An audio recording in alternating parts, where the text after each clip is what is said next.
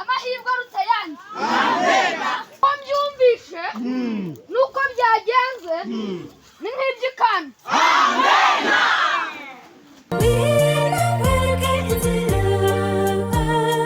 inzira iguhesha ubuzima. Ngwino wambara imbaraga zo kunesha Abafilisiti. Dawidi si watani ibuye ryatumye anesha, mukwiyumva mufite.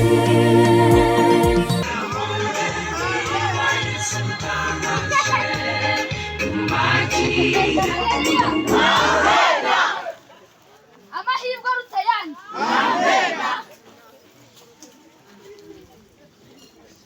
uko mbyumvishe nuko byagenze ni nk'iby'ikana.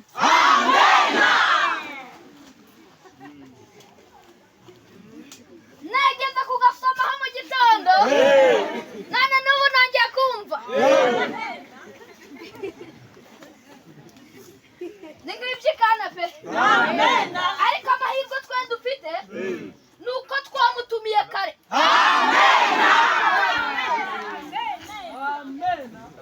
twamutumiye kare arahabanza. ariko ikana bo bagize amahirwe ya kabiri. byari byanashize ariko kubera amahirwe nyayo, amahirwe aruta ayandi, amahirwe amwe mu buzima, bongera gutumira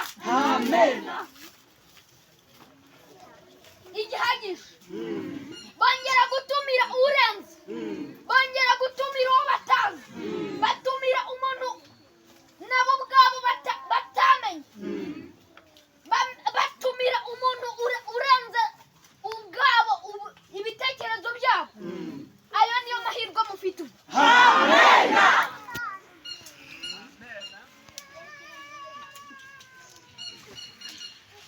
urukundo rwatumye ajya ku musaraba nirwo nanone rutwicaza. urukundo rwatumye ajya i Karuvali. umugabo amanitse ku giti, umugabo yambaye ubusa ari mu mayira abiri. urwo rukundo nirwo rutwishaje aha muri aya masaha. urukundo rwatumye itanga umwana umwe. urukundo rwatumye Aburahamu amutanga akamushyira ku gicaniro akamugera inkota. nirwo rutumye tugera muri aka kanya.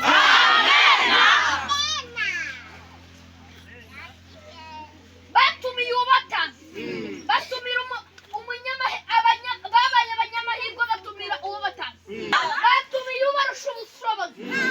yabanye nabo kuva babitangira. nicyo cyatumye mubona byaryoshye kuva twatangira. bigeze n'ubu bikiryoshye, bikaba birasoza ari ubuki.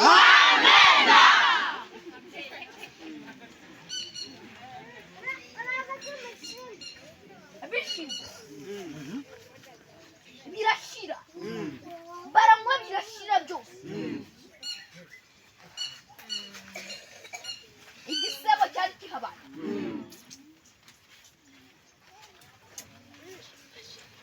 ariko kubw'amahirwe bari batumiye uwo batazi, ndetse uwaremye ijuru n'isi.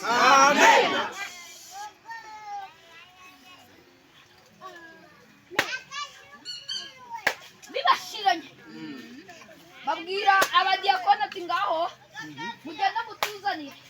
bagiye mu kiduke basanga, ariko kubera batumiye umuntu batazi, Mariya arabasanga ati noneho ibanga njya kubabwira, ibanga nanjye njya kubamenera. icyo babwira mu gikora.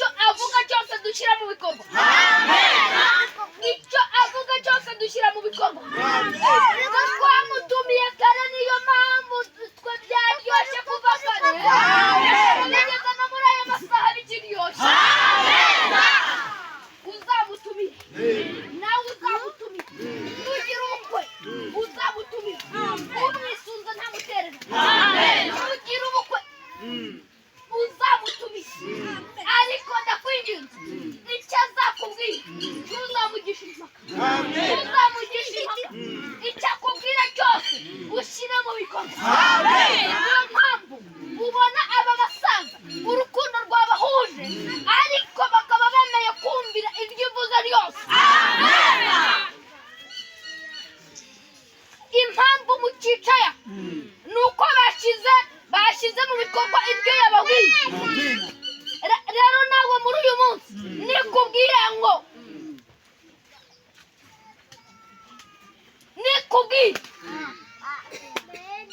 shyira mu bikorwa. Amahirwe yawe ni uko ushyira mu bikorwa. Nushyira mu bikorwa hazaboneka ikidasanzwe, ndetse nushyira mu bikorwa nawe uzahinduka udasanzwe. Nushyira mu bikorwa uzareka gusuzugurwa mu mahanga. Nushyira mu bikorwa uzahinduka igihangange. Ugeraho na Satani atakiguhangara, ugeraho aho n'Uwiteka wakuremye ataguhangariraho, ahaguhangara n'inkota. Reka tumwemerere icyo avuga cyose dushyire mu bikorwa mu izina rya Yesu. Yaremye ijuru n'isi, wongeye kujya imbere yawe kugira ngo icyo utubwira cyose, ahubwo icyo dutegereje vuga. Icyo dutegereje vuga twakumvise. Nuvuga amatwi twayabanguriye, vuga turakumva, vuga turategereje. Icyo nicyo twifuza muri aya masaha, naho gushyira mu bikorwa byo twabirangije. Ibyo ushaka ndetse n'ibyo wifuza byongera kuba hagati muri twe mu izina rya Yesu.